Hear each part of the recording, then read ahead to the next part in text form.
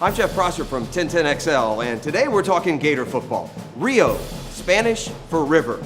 Luke Del Rio, Gator quarterback, and a position that certainly needs cleansing after a disastrous second half to the 2015 season. In handicapping this year's Florida Gators quarterback race, we start at the river. How y'all feel?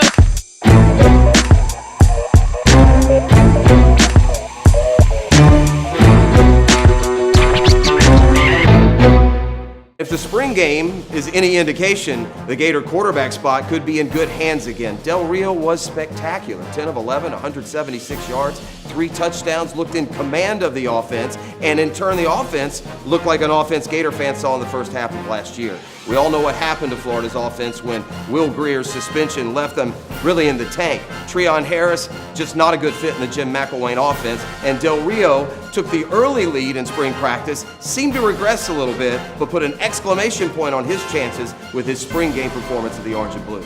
You know, Coach Nuss has done a great job of taking the young guys and taking Austin and I and incorporating us and what he's trying to do in the offense. Up first probably as Del Rio's backup, and we're assuming Del Rio is the starter, which may be a pretty big assumption. It's going to be Ryan Appleby from Purdue, a senior redshirt transfer who, because of graduation rules, does not have to sit out this year. Appleby gives you a veteran leadership, a big kid at 6'6", but not an overwhelming winner at his previous stop. You have to wonder how the transition from Purdue in the Big Ten to the SEC and Jim McElwain will work. The third option is where it gets very interesting.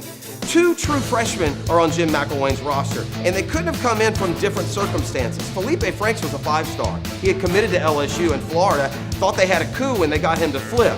But then he flopped at the spring game with 3 interceptions and a groove that he never found. Enter Kyle Trask, perhaps the most interesting of all the Gator football stories this fall. Trask is a quarterback who signed at the University of Florida despite never starting in high school. He was a backup at a Houston high school powerhouse to the top quarterback prospect in the nation, and because of that, never really played much.